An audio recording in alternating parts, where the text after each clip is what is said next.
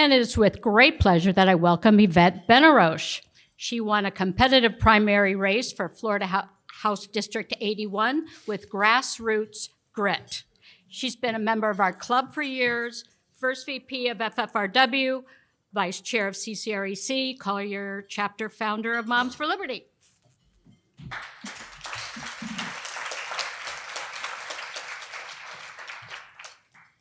Hello, everyone. It is exciting. I survived that war. It was tough, but let me tell you, grassroots works. We proved it in this county. So we know Senator Scott, so I'm not going to waste time telling you all about him because he's been here for a long time. He's a resident, and he's actually my constituent. And he chose me, actually. He endorsed my campaign. And that was extremely important because, I don't think too many people thought I could do it because I didn't have a lot of money, but I had a lot of heart. So this is what I'm going to tell you. We need a lot of heart to go out there and do the work that we need to do for Senator Scott, for President Trump, and for myself. We have to elect Republicans. It's hard work. I just got over a primary, but let me tell you, I knocked in almost 10,000 doors myself, and I have volunteers everywhere knocking on doors. That's how we won. So I'm going to ask each and every one of you to think about how many doors you want to hit every week, and you can do just your little area, your neighborhood, just talk to your neighbors, and have them reach out to 6 other people. This is an important election. As a woman, as an American, as a Hispanic heritage, I know his opponent is hitting him hard about the Hispanic community. I can tell you, coming from somebody that's from that community, nobody has done more for the Hispanic community than Senator Rick Scott. Nobody has done more for veterans than Senator Rick Scott. So it is my honor to introduce Senator Rick Scott. And we need to make sure we go out, walk, knock, call to make sure he gets reelected. Thank you and welcome.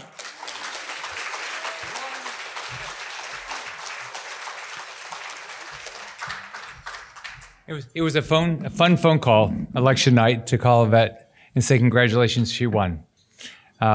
It's nice when you see somebody like Yvette that's been working her butt off to help so many other people win their elections and then win her election. So congratulations. Now you got to win in November. So, well, it's really nice to be here. It's always nice when I get to do something in Naples. I'm right after this, I'm heading to Palm Beach. So, because I'm traveling the state every day to make sure we win. But first off, where's Kathy? So thank you. Thank you for what you do. So and thank everybody that's involved. This is how you win. So everybody that's up in November, can you just stand for a second? Melissa, everybody just stand for a second. I'm done. You're done? Oh, what? How unfair. Crystal's done. Vicky, okay. Yvette, okay. So here's how this works. If you want Trump to win, if you want me to win, they need to win by a landslide. I'm going to get their votes, right? The biggest mistake we make is we don't maximize our votes, right? Where we can win and get more Republican votes, we need to get as many as we can get. And that's how you win statewide races. So I hope you'll continue to work for Vicky and Yvette, because if you want Trump to win, if you want me to win, if they win by landslide, it increases the chance. So thank you. So Ron Johnson. So Ron, here's I'll tell you, the person who really talked about this a lot was Ron. Ron's one of my best friends. He and I are there's only 3 business guys in the Senate, Ron and Mike Braun, and Mike Braun's going to become hopefully the next governor of Indiana. But Ron won in 10. He was a Tea Party candidate, and he actually won in 10 in Wisconsin, because what he did is he, and along with the Uihleins and Diane Hendricks, they put up money and helped Republicans run in all of their lower house, which is called the Board of Assembly. Is right, Board of Assembly? And so what they did is they maximized the Republican vote. And guess what? He got the number of votes of all the local races together. That's how he won. I mean, he ran a great race. He did all those things. But he won because this is a team sport. Everybody's going to tell you, oh, work on my campaign. It's the most important campaign. That's what everybody that's run will tell you. The truth is, every campaign's important. And so Ron has won. He's won 3 times in a tough state.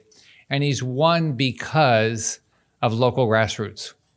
And that's why he's won. So if you look right now, if you look at the map, we actually have a Senate race in Wisconsin, and we have a governor's race, right? Yeah, no, not the governor, just the Senate race. So Hovde, and I talked to Eric the other day. If he does the same thing, if they can get the grassroots out there, he can win, and Trump will win. All right, and everybody helps each other. I mean, because some people are more anxious of a U.S. Senate race than they are of a presidential race, and some are more interested in the presidential than the U.S. Senate. So whether it's Pennsylvania or Wisconsin or any of these swing states, it really matters. So now let's go back to history for a second. Who won in Florida in the presidential election in 2018? Barack Obama. Who won in 2012? Barack Obama in Florida. It's hard to believe, isn't it? And it wasn't close. Right? In 2010, when I ran for governor, there were 568,000 more registered Democrats than Republicans. Right? I've run twice for governor and once for Senate. There's never been a public poll that said I would win. All right? Even in 2018, there were 200. By then, there were 200,000 more Democrats than Republicans. So there's a lot of people who can take credit. You should take credit. Trump can take credit. The state party can take credit. The county parties can take credit. But we're now over 1 million more registered Republicans, which is really positive. It won't matter if they don't vote. And here's some of the games people play. They'll say, oh, you don't have to vote because they're going to win by a landslide. So in 2010, no one knew me. I was not the establishment candidate. I had 0 endorsements, none. My opponent had been in politics forever, a good person, had every endorsement, right? The day I got ahead in the polls, there were no public polls after that. I'm sure that wasn't a game, but no public poll. 2 days before the election in August, the first public poll came out. There hadn't been a poll in 6 weeks that said I would lose by 11. Now, why'd they do that? They didn't want people to vote for me. All right? I won by 4.5. Right? It's a game out there to try to get us not to vote. So if you think that this isn't a swing state, that's how we lose. If you want Trump to win, if you want me to win, if you want to vet all these people, you just have to take it seriously. And look, everybody's got to raise their money and run all the ads, but reality is it's about votes. It's about who gets their vote out. Now, let me give you 2018 for a second. So no polls that I could win. I'm running against a guy that had been in politics for 43 years and never lost an election, Bill Nelson. Nobody in D.C. thought I could win. McConnell didn't help me. The National Republican Senatorial Committee didn't help me. None of the national groups helped me because they thought I had 0 chance to win. No chance at all to win. I mean, polls generally would say we couldn't win. So election night, we worked hard, you worked hard, we ran on the right issues. Election night, our oldest grandson is 7 at the time, and he says, Grandpa, he said, am I going to be on television? He said, he was going to village school at the time, and if you go into his whole class trash talked my opponent. I said, you don't have to do that.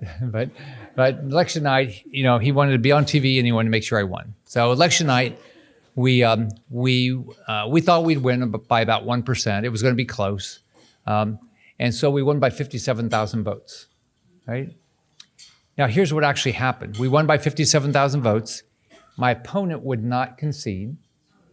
The next day, the Democrat lawyer, Mark Elias, came down and said he would win through the courts. He didn't care what the votes were. okay? That's what he did, right? Thank God for you guys. We had 7,000 volunteers.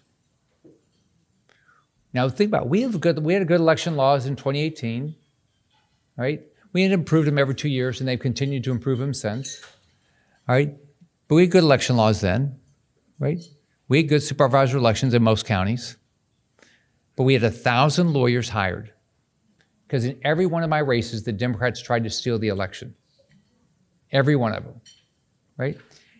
So I went through 3 recounts. I had to explain to my grandson about 2 days later about this recount, and the only thing he said is, Grandpa, I told my friends you won. I said, me too, on national television. So I ultimately fired the supervisor election in Broward County because they're illegally, this is illegal. So Melissa knows you have to announce all the votes you have, all the ballots within 30 minutes after the polls close. They didn't. And they found 95,000 ballots in cars and trucks after election night. So don't take this like, oh yeah, we have a wonderful supervisor election, so it's all going to be fine. Here's what you need to do. You need to vote, and as early as possible. And here's the reason why you want to vote early. Because we're going to bug you for your vote. We're going to have to send mailers to your house. We're going to send texts to you. And we're going to bug you by calling you. So if you vote, that stops. The other thing, you have to do what Trump says. You got to swamp them. We got to win by such a wide margin that there's no chance. And then we need poll workers and poll watchers. And you want it, and you can act like this is an easy county, but they will try this stuff everywhere they can get away with it. And so this is a team event. And so everything you can do, I go to events all over the state. I've been to every county. Some of them multiple times. Everybody's worried about election security. You can do it yourself. Now, if you want to look at where your country is, I mean, it's worse than you can imagine. It's just worse than you imagine. So I always think there's 3 things that people care about typically. One is their job. How are you going to survive? If you're rich, it doesn't matter as much. But if you have kids, you're worried about them, stuff like that. How many of you with kids, have you ever told your kids or your grandkids you don't want them to work? All right. How many people, in this country, working age 16 to 64, do not have a job? What's your guess? It's 100 million. It's 100 million people, 16 to 64, are not working today. Okay? How many, you see the Bureau of Labor Statistics puts out all their numbers? All right, doesn't it sound like a couple 100,000 jobs, new jobs a month? How many full-time jobs were added last year? We lost 1.1 million. We've only added part-time jobs, and the number of people with multiple jobs has skyrocketed. All right, that's what's going on. The job market is horrible. And by the way, those are the good numbers. There's 2 surveys. There's the employer survey, which is higher number, and the household survey. They're generally 1 million, 2 million jobs difference. You know what the difference is now? 9 million. 9 million. So your government has told your kids and your grandkids, here, we'll give you this if you don't work, this if you don't work, this if you don't work. You would never do that. Number 2, okay, how do you think the crime rate's going? You remember they fact-checked Trump saying it was down? Well, DOJ put out the numbers. All right, what out of every 50 people, all right, every 50 people in this country last year, how many of them were subject to a violent crime? 1 out of every 50 people in this country. Did you realize it's that bad? How about property crime? Out of every 100 people last year, how many were subject to a property crime? This is the reported ones, right? Not everything gets reported. 11. 1 of every 10 people in this country was subject to a property crime last year. And we're blessed. We got a great sheriff. We live in a safe state. But think about what it's like around the country. And it's all tied. It's all tied to we've opened our borders. We've got Maduro's gangs here. We've got Cuban gangs here. What these countries have been done is they've sent some of their wonderful people are coming here across the border illegally because they can't get here legally. And they've sent a bunch of criminals, people selling our kids and our grandkids drugs, right? And we got terrorists. So here's the latest. Here's what's going on. We're in DC. We were supposed to finish by the end of this month, and then next month we're all off to go campaign because all of our problems in the country have been solved. So here's, what we're going to fight over this. No, we didn't even, Schumer and McConnell didn't even try to pass a budget. They actually tried in the House, they didn't get it done. But in Schumer and McConnell, they didn't even get it done. They didn't even try. Because why they do that is that they can do a continuing resolution, and they'll just say, we worked hard, we couldn't get it done, we'll give ourselves until Christmas, and then at Christmas, 2 days before, they'll give us a $1 trillion plus spending bill with 8,000 earmarks that they care about, and say, if you don't vote for it, government will get shut down, it's your fault. That's what we're gonna do. So we're gonna do a continuing resolution at the end of the month, right? Unlikely I'll be very supportive. Aaron just told me I have to go. By the way, does everybody know Erin? Erin does a great job. So she,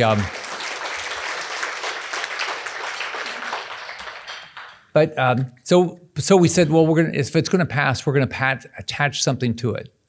It's very controversial, and it's called the SAVE Act, and here's what it requires. It's really a hard one. That if you want to register to vote in this country, you got to prove that you're a citizen. That's a controversial one, right? Do you know it's illegal for states to ask you to prove you're a citizen to register to vote? Did you know that? Yeah. Yeah, they can't ask you. So we have a simple bill, but guess what? They're going to block it. Because guess what? They're happy with illegals voting because they think they're going to vote for them.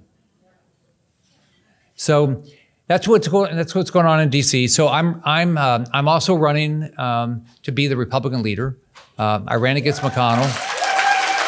So I ran against McConnell at the end of the 22 cycle. I didn't win, but as a result, he decided not to run. So there's 3 of us running. Cornyn, Thune and I are running. So we'll have an election sometime after the November 5th. It's supposed to be in January, but what McConnell's always done is rush it to the next week so nobody has any time. So we'll see. I don't have any control over when the vote will be. He wants it to be like the next day, but we'll see. But we'll see. I'm optimistic. I'm running on, why don't we start solving problems like balance the budget, fix Medicare so people get their benefits. Let's preserve Social Security so people get their benefits. Let's get out of these forever wars. Some simple stuff. So, by the way, I'm going to call the Secret Service director this afternoon to talk about the Butler shooting. Yeah. Raise your hand if you're comfortable that he's going to disclose everything that happened.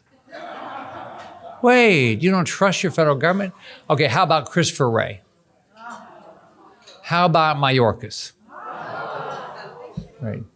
When I tell these guys, they can't believe that the public doesn't trust them. I mean, it's not good for our country if we have lost complete trust of the executive branch of the federal government. But that's what's happened. We have completely lost. We don't trust that they'll put out any of the information. So I've told all of them. I said, I just read JFK Unspeakable a couple years ago. Ron Johnson told me about it because of Robert Kennedy told him about it. And if you read the book, you're convinced. It doesn't mean it's true, but what the book will tell you is CIA killed Kennedy. I said, there'll be a book about you guys, and you guys are all going to be conspirators because you're not going to tell people what actually happened because you're going to, for whatever godforsaken reason, you're going to want to hide stuff. I don't know why. I said, it's our government, it's not yours, but that's not exactly the way they look at it. So thank you for all your support. If you need something, I've got 9 offices in the state. I've got an office in DC. I'm full service. So call us or call Aaron. I want to recognize Joe. Joe works his butt off on the team also. Now I just want to recognize. Wayne. Where's Wayne? Wayne Smith. Where's Wayne? Wayne, let me brag about you. Okay. It was a hard year to get into the Navy, so I joined the Air Force. Is that how it started? No, Air Force veteran, 90 combat missions in Vietnam. 1,882 days as a prisoner of war. 2 silver stars. And you're standing. Congratulations.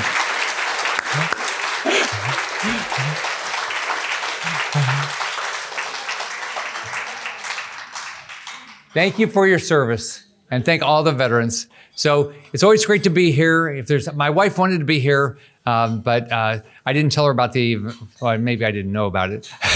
I didn't tell her early enough, or she would have been here. But thank you very much, Kathy, and thank you for all you do. And we're all going to have a big win and big celebration November 5th. Have a great day. Bye-bye.